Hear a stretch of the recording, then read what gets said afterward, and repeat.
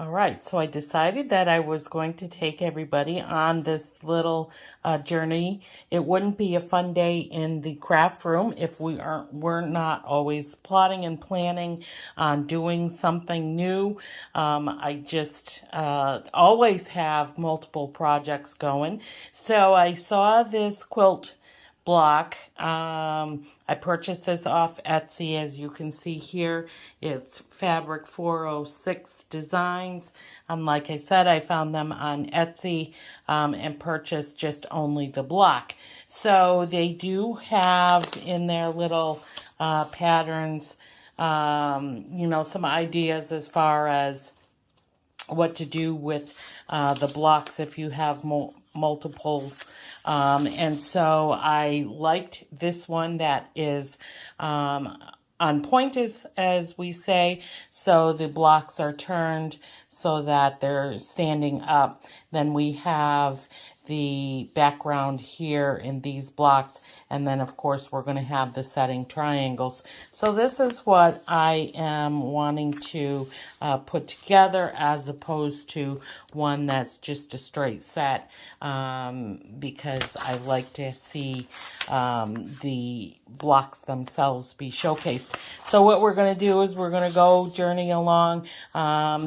I'm going to give you as much as I possibly can.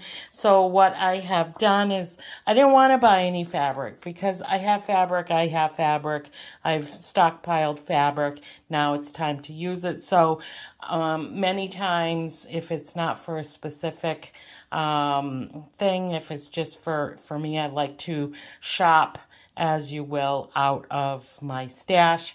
So I needed to have a fabric for this, a fabric for this, a fabric for this, this, and of course background fabric, and then your different fabric to make the half square triangle. Some of you are thinking this is very similar to the pineapple strip quilt that I did, and I gave that pattern away. So yes, this is the same type of block. However, number one, it's called the Chicago Geese, as opposed to the pineapple block. But the difference between this and the pattern that I no longer wanted was the concept of the whole entire quilt that I would never make again. These blocks I can always make individually or into different kinds of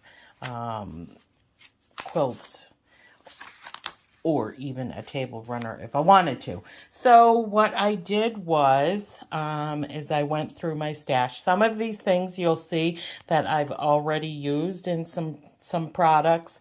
This is going to be the background fabric. It's very, very beautiful. It's kind of a tone-on-tone with a little foily kind of look to it. You might not be able to see it per se in the block, but here under the lights, you can see it shining a little bit.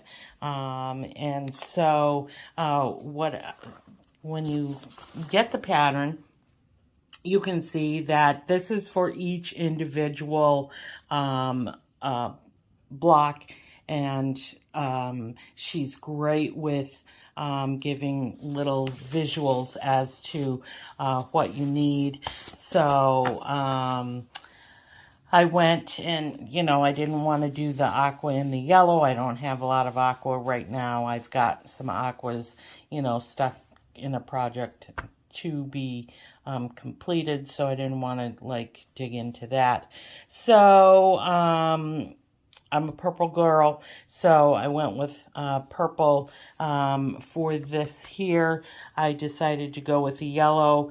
It's very beautiful to see yellow along with the purples, and so I've chosen two different fabrics that have a whitish background to be the yellows, and of course the purples are going to be for these here. I will need to get more of this fabric because in a minute I'll explain the calculations. And then this fabric here, I got this fabric when my youngest, just before my youngest was born. I ended up making a pillow for a chair that I was putting in his little nursery. And then the fabric just sat. It sat and it sat and it sat. So this fabric, I would say I got in 2007.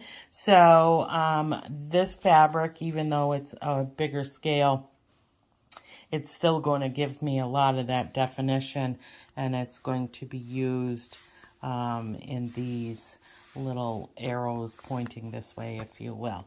And so what is really great with these patterns is, you know, they show you the picture, they give you the dimensions for each block, they show you, you know, the construction of them, and then they give you some great ideas as far as settings.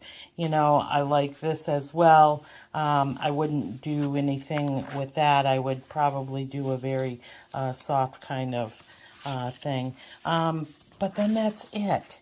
So I see that there's the quilt here, but I mean, now I need to get from just one block to something that has 16 blocks or 12 blocks or however many blocks.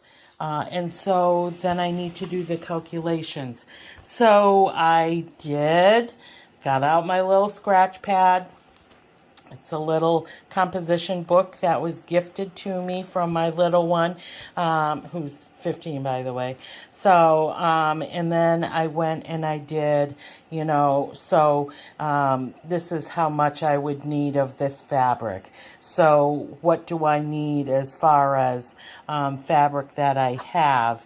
You know, so then you'll see now with all this hen scratching, you know, the pink kind of shows me where I need to focus as far as different things go. And you'll see the F and the A, B, C, D. And so you'll see that I've coordinated them with my fabric because, you know, just on the off chance I have to step away from it for a little bit.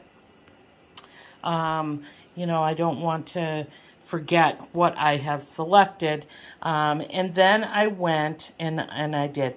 So what I did is for each block, and I need 16 blocks. So now what do I need to do for calculation for each one of these fabrics in order to make a quilt?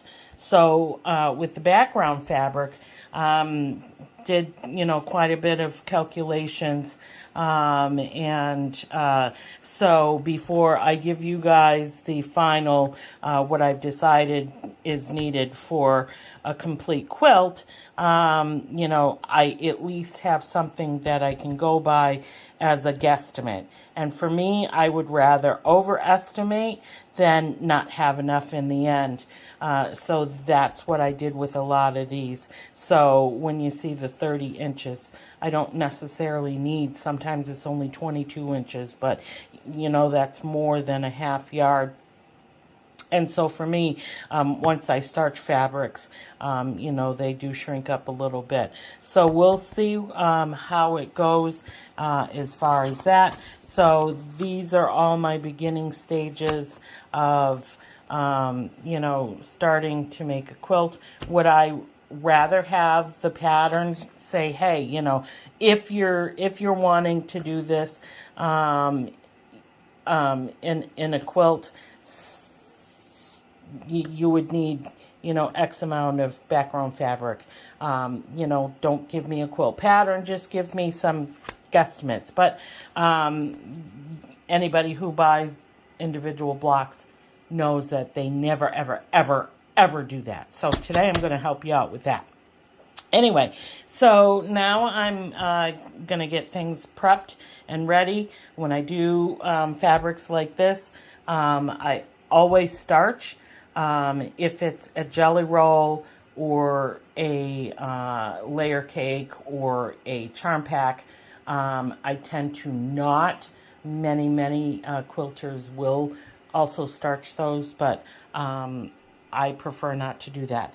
So some of these are already starched, let's start our journey, and you can make blocks along with me. So I'll be back after the starching dries.